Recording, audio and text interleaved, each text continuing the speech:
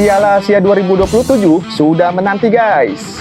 Jepang, Qatar, Thailand sudah berdiri di hadapan timnas Indonesia. Grup neraka Piala Asia 2027 resmi jadi panggung pembuktian skuad Garuda di era baru bersama John Herman.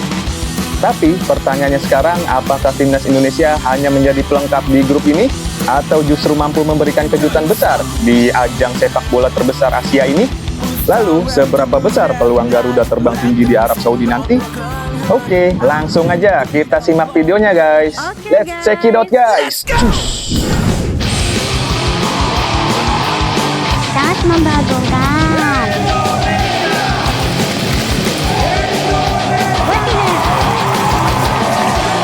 Jangan lupa like, comment, and share ya guys. Salam kita Garuda.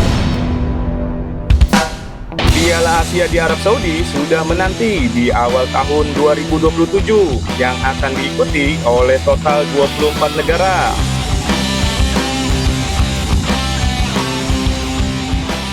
Berikut ini pembagian grup Piala Asia 2027. Di grup A ada Arab Saudi, Kuwait, Oman, dan Palestina.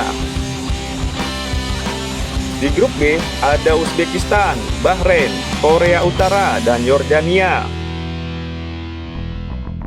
Di grup C ada Iran, Suriah, Kirgistan, dan Cina. Sedangkan di grup D ada Australia, Tajikistan, Irak, dan Singapura. Lalu di grup E ada Korea Selatan, Uni Emirat Arab, Vietnam, dan juga Lebanon atau Yaman. Sedangkan di grup F ada Jepang, Qatar, Thailand, dan Indonesia. Hasil drawing tersebut mempertemukan skuad Garuda dengan 3 lawan berat sekaligus, yaitu Jepang, Qatar, dan Thailand di grup F. Sebuah grup yang disebut-sebut sebagai grup paling panas dan paling berbahaya di turnamen ini. Namun menariknya kali ini suasananya berbeda. Timnas Indonesia bukan lagi tim yang dipandang sebelah mata seperti beberapa tahun lalu. Kini Garuda datang dengan generasi emas baru, penuh pemain diaspora Eropa, pengalaman internasional, mental bertarung yang mulai terbentuk, dan juga pelatih baru di era baru. Di bawah arahan pelatih berpengalaman asal Inggris, yaitu John Herman, Indonesia membawa harapan besar untuk menciptakan sejarah baru di Piala Asia 2027.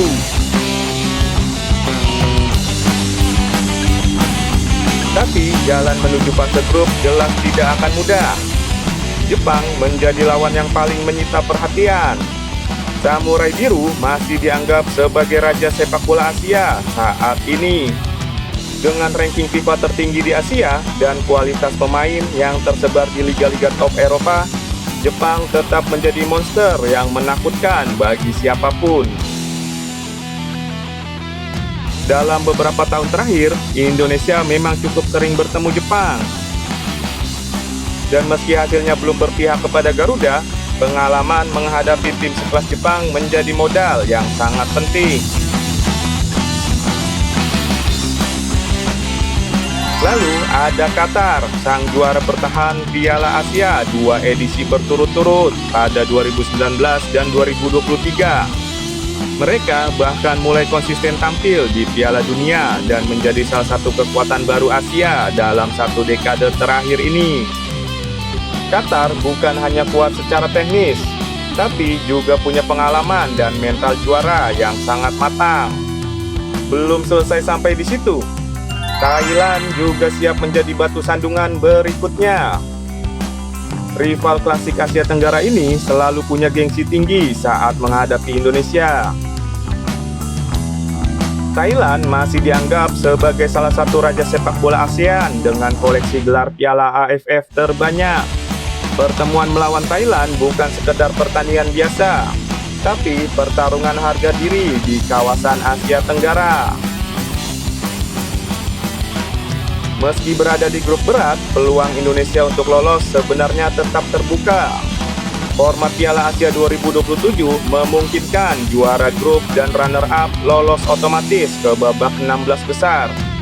Bahkan 4 tim peringkat ketiga terbaik juga masih memiliki tiket menuju fase gugur.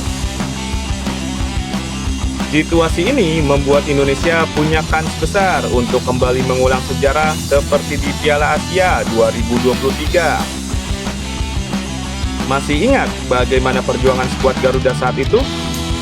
Dengan status tim termuda di turnamen, Indonesia sukses mencetak sejarah dengan lolos ke babak 16 besar untuk pertama kalinya sepanjang sejarah. Pencapaian itu tetap menjadi tonggak penting kebangkitan sepak bola nasional. Dan sekarang Indonesia datang dengan kekuatan yang jauh lebih matang.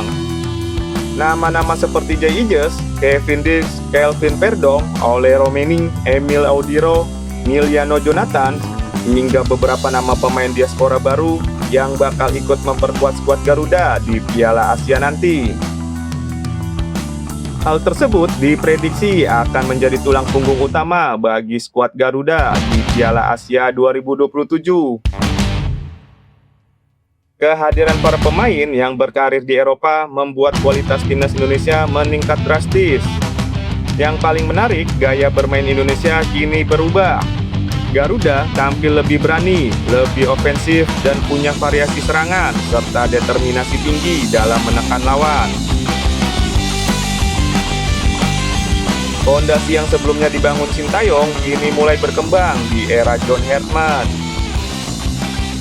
Indonesia bahkan mulai terbiasa menghadapi lawan-lawan kuat dari Eropa maupun benua lainnya, seperti beberapa pertandingan di FIFA Series maupun FIFA Matchday sebelumnya. Pengalaman menghadapi tim elit inilah yang perlahan membentuk mental baru skuad Garuda. Dalam laga resmi terakhir era John Herman, Indonesia sempat menghancurkan Saint Kitts and Nevis dengan skor telak 4-0 sebelum hanya kalah tipis dari Bulgaria. Hasil tersebut menunjukkan bahwa level permainan Indonesia perlahan mulai naik.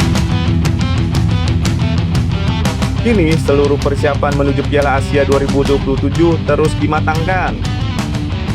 FIFA Matchday melawan Oman dan Mozambik hingga ajang Piala AFF nanti akan menjadi ujian penting untuk melihat sejauh mana perkembangan skuad Garuda sebelum tampil di Arab Saudi.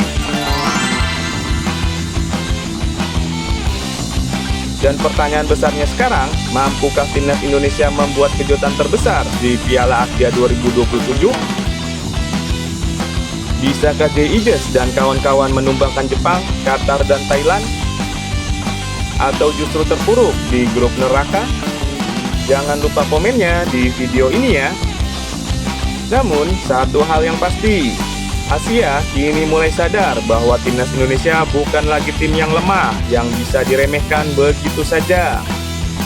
Garuda sedang berproses untuk terbang tinggi. Dan Piala Asia 2027 bisa menjadi panggung untuk Garuda dalam mengepakkan sayapnya lebih jauh.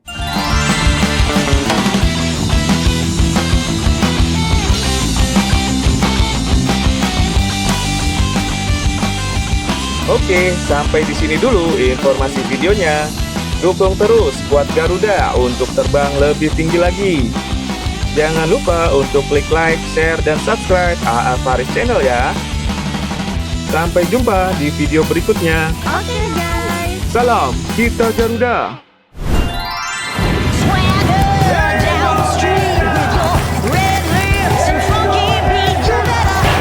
Jangan lupa like, comment, and share ya guys.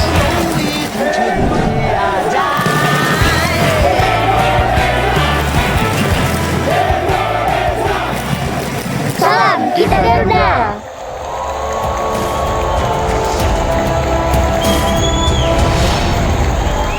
Jangan lupa like, comment, and share ya guys. Salam Kita Garuda.